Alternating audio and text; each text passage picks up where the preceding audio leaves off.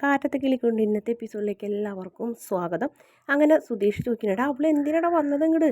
അവളെ കല്യാണം കഴിഞ്ഞതല്ലേ, അവൾ ഇന്നലെ വന്നിട്ടൊരു കണക്കിന് അങ്ങോട്ട് തിരിച്ചു പറഞ്ഞാലേ ഇവൾക്ക് നാണല്ലേ വരാന്നൊക്കെ ഇങ്ങനെ ചോദിക്കുന്നത്.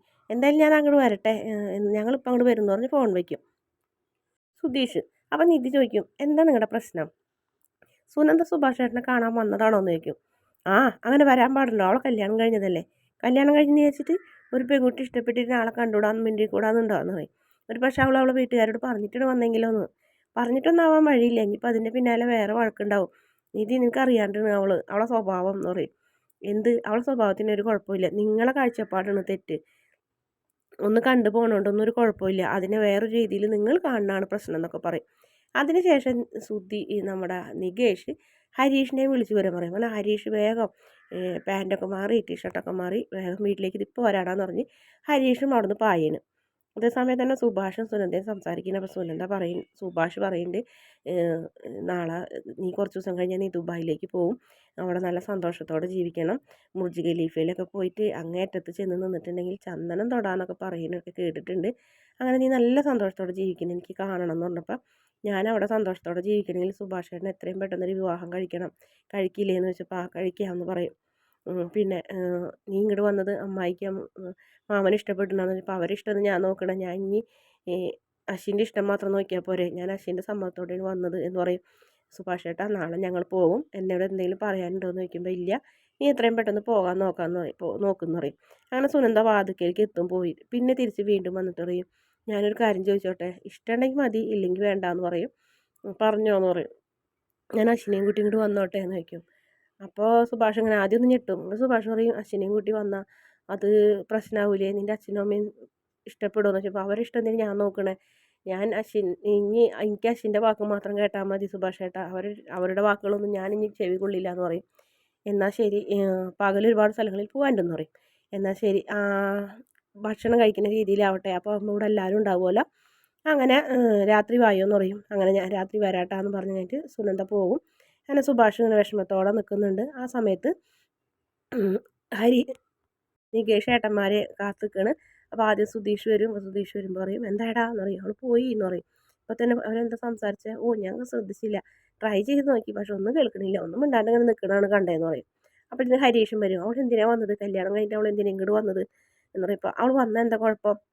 അവൾ വന്ന ഒരു കുഴപ്പമില്ല, അവൾ പിൻവാതിലൂടെ വന്നത്, അത് അവൾ ശീലിച്ചത് കൊണ്ടാണ് അവൾ അതിൽ തന്നെ വന്നത്, അതിൽ വേറെ ഒന്നും കാണണ്ട. അവൾ വന്നു കണ്ടുപോയി, അത്രേ ഉള്ളൂ, നിങ്ങളിതിനെ വേറൊരു കണ്ണോട്ട് കാണരുത്, കഷ്ടമാണെന്നൊക്കെ പറഞ്ഞ് നിധി മൂന്നാളെയും വഴക്ക് പറയുന്നുണ്ട്. അപ്പോഴത്തേനും സുഭാഷ് പുറത്തേക്ക് വരിക. എന്താ എല്ലാവരും കൂടി ഇവിടെ, നിങ്ങൾ വന്നിട്ട് കുറേ നേരമായി നോക്കും. കുറച്ച് നേരമായി എന്ന് പറയും. എന്നിട്ട് നിധി എന്തായി മോളെ എന്ന് ചോദിക്കും. കിട്ടിയേട്ടാ ജോലി, നാളെ ഒരു ചെറിയ ഇൻ്റർവ്യൂ കൂടി ഉണ്ട്, അത് വലിയ പ്രശ്നമില്ല, കണ്ടാ എൻ്റെ പ്രാർത്ഥനയുടെ ഫലമാണെന്ന് പറയും. അപ്പോൾ സുധീഷിന് നോക്കുമ്പോൾ സുധീഷ് നീ പ്രാർത്ഥിച്ചിട്ടുണ്ടാവും, പക്ഷെ നിന്നേക്കാളും കൂടുതൽ പ്രാർത്ഥിച്ചിട്ടുണ്ടാവുക ഞാനാണെന്ന് പറയും. അല്ലേ മോളെ, അതിൽ സംശയമൊന്നുമില്ല സുഭാഷ് ഏട്ടാന്ന് പറയും. അങ്ങനെ അകത്തേക്ക് എല്ലാവരും പായോന്ന് പറയും. ഞാൻ ചായ എടുക്കാമെന്ന് പറയും. ഏട്ടാ ഇവിടെ ആരെങ്കിലും വന്നിരുന്നോ എന്ന് ചോദിക്കും. ഇവിടെയോ? ഇവിടെ സുനന്ദ വന്നിരുന്നെന്ന് പറയും. സുനന്ദേ, അവളെന്തിനാ വന്നേന്ന് പറയും. ഞാൻ എന്താ പറയാനടാ, ഞാൻ അടുക്കളയിൽ പണിയെടുത്തുകൊണ്ടിരിക്കുകയായിരുന്നു, അപ്പോൾ സുഭാഷ് ഏട്ടാന്നുള്ള വിളി നോക്കിയപ്പോൾ പിന്നെ സുനന്ദ. ഇനിയിപ്പോൾ അമ്മായിയും അമ്മാവനും പിന്നാലെ വരുമോ വഴക്കിന്? ഇല്ല, അവളവളെ ഭർത്താവിൻ്റെ അനുവാദത്തോടെ വന്നെന്നാണ് പറഞ്ഞതെന്ന് പറയും. ഇതിൻ്റെ ആവശ്യമൊക്കെ ഉണ്ടോ സുഭാഷ് ഏട്ടാന്ന് പറയും. എന്താടാ, അവൾ നമ്മളെ ശത്രുവായോ? അവൾ നമ്മൾ പഴയ സുനന്ദിനി, അങ്ങനെ കണ്ടാൽ മതി. പിന്നെ ഇന്ന് നമ്മൾ കണ്ടിട്ട് പോലും ഇല്ലാത്ത സുനന്ദൻ്റെ ഭർത്താവിനെ നമ്മൾ ശത്രുവായി കാണണമെന്നൊക്കെ ചോദിക്കും. അപ്പോൾ അവരൊന്നും മിണ്ടില്ല. ഞാൻ സുനന്ദനെയും അവളുടെ ഭർത്താവിനെയും ഇവിടേക്ക് വിരുന്ന് വിളിച്ചിട്ടുണ്ടെന്ന് പറയും. അത് കേട്ടോടുകൂടി അനിയന്മാർ ആകെ ഞെട്ടേ, വിരുന്നോ? ഏട്ടൻ എന്തൊക്കെയാ പറയണേന്ന് ചോദിക്കും. എന്തേ വിരുന്ന്? അവൾ ഇങ്ങോട്ട് ചോദിച്ചതാടാ, അവനെയും കൊണ്ട് ഇങ്ങോട്ട് വരട്ടേന്ന്. പകലൊക്കെ അവർക്ക് ഒരുപാട് സ്ഥലങ്ങളിൽ പോകാനുണ്ട്, അപ്പോൾ രാത്രി വരട്ടേന്ന് ചോദിച്ച്. അവർ വരണ്ടാന്ന് പറയാൻ പറ്റുമോ? വന്നോളാൻ പറഞ്ഞു. എന്നാൽ പിന്നെ ഭക്ഷണം ഇവിടെ നിന്നാവാമെന്ന് ഞാൻ പറഞ്ഞു. അതിനെന്താ കുഴപ്പം? നിങ്ങളെല്ലാവരും കൂടി ഇരിക്കും, ചായ എടുത്ത് കുടിക്കും, ഞാനേ പോയി സഞ്ചി എടുത്ത് കഴിഞ്ഞിട്ട് കടയിൽ പോയി സാധനങ്ങൾ മേടിച്ചിട്ടുണ്ടെന്ന് പറയും. അപ്പം സുഭാഷ് അങ്ങനെ പറയുമ്പോൾ, ചേട്ടൻ ഈ ചെയ്യുന്നത് ശരിയല്ല കേട്ടോ, അവളെ വിളിച്ച് പറയും ഇവിടെ വരണ്ടാന്ന്, അവളെ വീട്ടുകാരും വഴക്കുണ്ടാക്കും, അത് ശരിയല്ല എന്നൊക്കെ പറഞ്ഞ് അവർ തടുക്കാൻ നോക്കണം. അപ്പോൾ നമ്മുടെ നിധി പറയും, എന്ത് ശരിയില്ലായിക, നിങ്ങൾക്ക് സുഭാഷ് ചേട്ടനെ ശരിക്കും അറിയാഞ്ഞിട്ടാണ്, സുഭാഷ് ചേട്ടനെ കൊണ്ട് സുഭാഷ് ചേട്ടൻ്റെ മനസ്സ് നിങ്ങൾക്ക് മനസ്സിലാക്കാൻ കഴിയാത്ത കാരണമാണ്. സുനന്ദ വന്ന് ചോദിച്ചു, അതിനെന്താ കുഴപ്പം, ഭർത്താവിനായിട്ട് വന്നോട്ടെ, അവളുടെ ബന്ധുക്കളല്ലേ നമ്മളെന്തായാലും എന്ന് പറയും. പിന്നെ അവളുടെ ഭർത്താവിൻ്റെ സമ്മതത്തോടല്ലേ വരുന്നത് എന്ന് പറഞ്ഞപ്പോൾ പിന്നെ അവർക്കൊന്നും പറയാനില്ല. അങ്ങനെ പറഞ്ഞു കൊടുക്കുമ്പോളെന്നും പറഞ്ഞ് സഞ്ചി എടുത്ത് സുഭാഷ് പോകും. അപ്പോൾ സുഭാഷ് പോകണമെന്ന് നോക്കി ഇങ്ങനെ നിധി നിന്നിട്ട് പറയേ, അതെ നിങ്ങൾക്ക് ആ മനുഷ്യനെ മനസ്സിലാക്കാൻ പറ്റുന്നില്ല, അതിനുള്ള ബുദ്ധി നിങ്ങൾക്കില്ല. എടാ നികേഷേ, നീ നിൻ്റെ ഏട്ടനെ കണ്ട് നിൻ്റെ സുഭാഷ് ഏട്ടനെ കണ്ടിട്ടാ നീ പഠിക്കേണ്ടത്. അല്ലാതെ നീ എന്തെങ്കിലും പറയുമ്പോഴത്തേനും വെട്ടൊന്ന് മുറി രണ്ട് അല്ലെങ്കിൽ വാളെടുക്കാൻ പോകുന്നത് ഈ രണ്ടേട്ടന്മാരെയും കണ്ടിട്ടല്ല നീ പഠിക്കേണ്ടത് എന്ന് പറഞ്ഞത് നിധി നികേഷിനെ ഉപദേശിക്കുന്നു. അപ്പോൾ ആ അത് ശരിയെന്ന്. അപ്പോൾ ഏട്ടന്മാർ രണ്ടുപേരും അങ്ങോട്ടും ഇങ്ങോട്ടും ഇങ്ങനെ നോക്കണ്, എന്നെയാണോ നിന്നെയാണോ എന്നൊക്കെ പറഞ്ഞിട്ട്. അപ്പോൾ നികേഷ് സുഭാഷ് പോകണമെന്ന് നോക്കിയിട്ട് പറയും, ശരി ഏട്ടത്തി പറഞ്ഞത്, സുഭാഷ് ഏട്ടനെ മനസ്സിലാക്കാൻ ആർക്കും കഴിയില്ല, സുഭാഷ് ഏട്ടനെ കണ്ടു വേണം ഞാനും പഠിക്കാൻ, എൻ്റെ മനസ്സ് സുഭാഷ് ഏട്ടൻ്റെ പോലെ ആക്കണം എന്നൊക്കെ ഇങ്ങനെ പറയുന്നു. അതിനുശേഷം പിന്നെ കാണിക്കുന്നത് നിധിയും സുഭാഷും അടുക്കളയിൽ ഭയങ്കരമായിട്ട് പണിയെടുക്കണ്. സുഭാഷ് ചിക്കൻ 65 ഉണ്ടാക്കാൻ വേണ്ടി വറക്കണ്. നമ്മുടെ നിധി വെണ്ടയ്ക്കൊക്കെ കട്ട് ചെയ്യുന്നുണ്ട്. അപ്പം ഭാസ്കരൻ അങ്ങോട്ട് അതിന് മുന്നേ നമ്മുടെ നികേഷ് കണ്ടു പറയും, എന്തെങ്കിലും ഹെൽപ്പ് വേണമെന്ന് ചോദിക്കുമ്പോൾ തൽക്കാലം ഒന്നും വേണ്ടാന്ന് പറയും. എന്തൊക്കെ ഉണ്ടാക്കണേന്ന് ചോദിക്കും.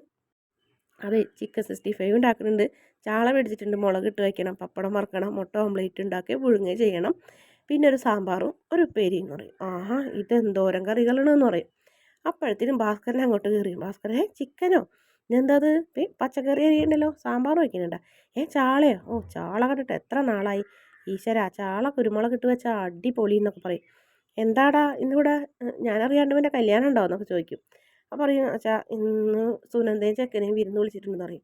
അത് കേട്ടോടുകൂടി ഭാസ്കരൻ അങ്ങോട്ട് കല്ലിതുള്ളൂ, സുനന്ദയും ചെക്കനെയും നീ എന്താടേ പറഞ്ഞു വരുന്നേ, നിനക്ക് നാണുണ്ടോടാ, നാട്ടുകാരെ ഭാസ്കരൻ്റെ മോൻ നല്ലവരാണെന്ന് പറയുന്നേ, നട്ടയിലില്ലാത്ത ആണാണെന്ന് പറഞ്ഞിട്ടില്ല കേട്ടാ, അതും കൂടെ നീ പറയിപ്പിച്ചോന്ന് പറയും. എന്താ കുഴപ്പം സുനന്ദ, അവൾ ഇവിടെ വന്ന് ചോദിച്ച് ഭർത്താവിനെയും കൊണ്ട് വരട്ടെ എന്ന്, ഞാൻ വന്നോളാൻ പറഞ്ഞു, അതിനെന്താ കുഴപ്പമെന്ന് പറയും. കുഴപ്പമുണ്ടടാ, എൻ്റെ അമ്മേരെ വയറ്റിൽ തന്നെ അവളും ജനിച്ചത്, പക്ഷേ എനിക്കില്ലാത്ത ബന്ധം നിനക്കും വേണ്ട, നിന്നെ അവൾ തേച്ചിട്ട് പോയതല്ലേടാ, നാണുണ്ടോടാ നിനക്ക് എന്നൊക്കെ ചോദിക്കും. അപ്പം അപ്പുറത്ത് നിന്ന് സുധീഷ് പറയും, അതെ നിങ്ങളുടെ മോനെ സുനന്ദ തേച്ചതല്ല, സുനന്ദനെ നിങ്ങളുടെ മോൻ തേച്ചതെന്ന്, ആ നല്ല ധൈര്യത്തോടെ തന്നെയാണ് അവൾ ഇറങ്ങി വന്നത്, ഇവിടെ നിന്ന് വേണ്ടാന്ന് പറഞ്ഞ് പറഞ്ഞയച്ചതെന്ന് പറയും. അതിനാണ് പറഞ്ഞത് നട്ടലില്ലാത്തവൻ, ഇവിടെ സമ്മതിക്കില്ല, ഞാൻ സമ്മതിക്കില്ല എന്നുള്ള സമ്മതിക്കില്ല, ഇപ്പോൾ വിളിച്ചു പറഞ്ഞു ഇങ്ങോട്ട് വരണ്ടാന്ന് പറയും. അപ്പോൾ പെട്ടെന്ന് തന്നെ സുഭാഷിൻ്റെ സ്വഭാവം മാറണം. സുഭാഷ് ഒരു ക്ലാസ് എടുത്തിട്ട് എറിയും. നിധി അങ്ങോട്ട് ആകെ പേടിച്ച് വിറയ്ക്കും.